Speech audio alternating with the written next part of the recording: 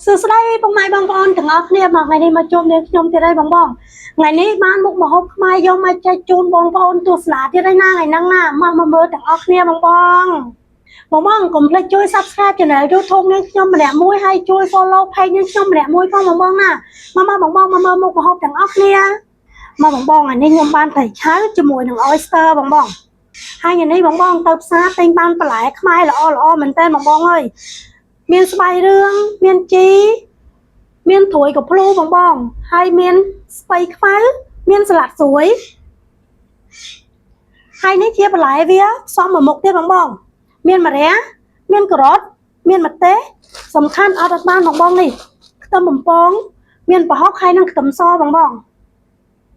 តោះបងតោះទៅតាមដានមើលទាំងអស់គ្នាថាថ្ងៃហ្នឹងបានមុខម្ហូបអីគេមកបងឥឡូវយើងចាប់ផ្ដើមមកបេះជីសិនបងជីខ្ញុំចូលចិត្តតែជីមួយមុខហ្នឹងបងក្រៅពីជីហ្នឹងខ្ញុំអត់សូវចេះហូបទេខ្ញុំចូលចិត្តជីហ្នឹងអញ្ចឹងខ្ញុំទិញតែជីហ្នឹងឯង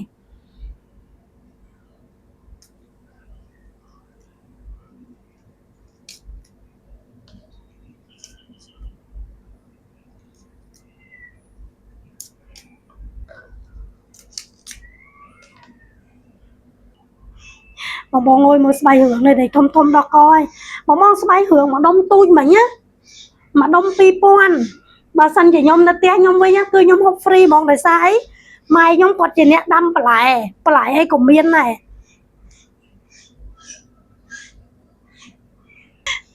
នេះបងទួយកភ្លូអួយល្អខ្លាំងមែនតើបងអើយប៉ុន្តែបងដឹងទេទួយកភ្លូនេះមួយដុំ2000នៅស្រុកយើងគឺហូបហ្វ្រីតែយើងគិតថាបើសិនជាវាគេយកមកពីឆ្ងាយបងដល់អញ្ចឹងទៅវាតម្លៃវារៀងថ្លៃឯងគេមិនមែនដាំនៅហ្នឹងណាគាត់យកមកពីតាមខេត្តដែរអញ្ចឹងណាមកបងមកយើងបេះជីបេះទួយកភ្លូបេះស្បៃរឿងហើយឯងបងឥឡូវយើងមកចិត្តសបក៏រត់ម្ដងបង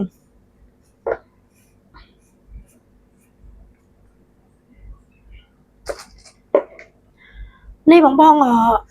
ខ្ញុំឲ្យតែហូបរបស់ឆៅហូបតែឆៅហូបបកាឆៅហូបបកងឆៅអីដែរគឺខ្ញុំចូលចិត្តម្រះដោយសារអីនៅកំពង់សោមវាកម្រមានត្រួយស្ដៅបងមានក៏វាថ្លៃដែរអញ្ចឹងយើងទិញម្រះហូបមកវា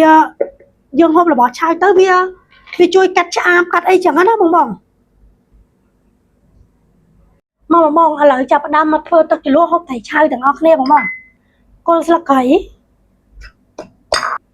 ម្ទេសខ្ទឹមសសណ្តែកដីបងចាក់ចូលមកបុកវាឆាប់ម៉ត់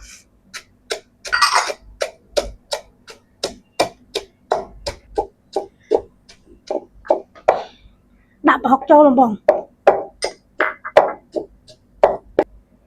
ប៊ីចេងមកស្ពាស្ករស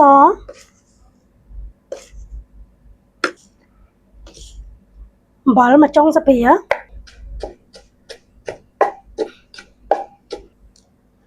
បងយើងចាប់ផ្ដើមច្របាច់កូរចូល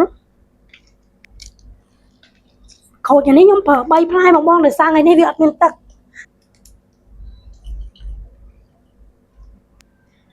បងទឹកជ្រលក់ខ្ញុំបានធ្វើវាហើយអូយបងអើយមើលនេះឡើងខាប់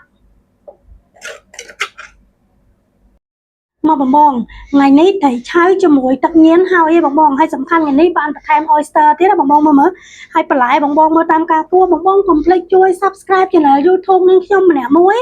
ហើយជួយ Follow Page នឹងខ្ញុំម្នាក់មួយផងបងណាអរគុណច្រើន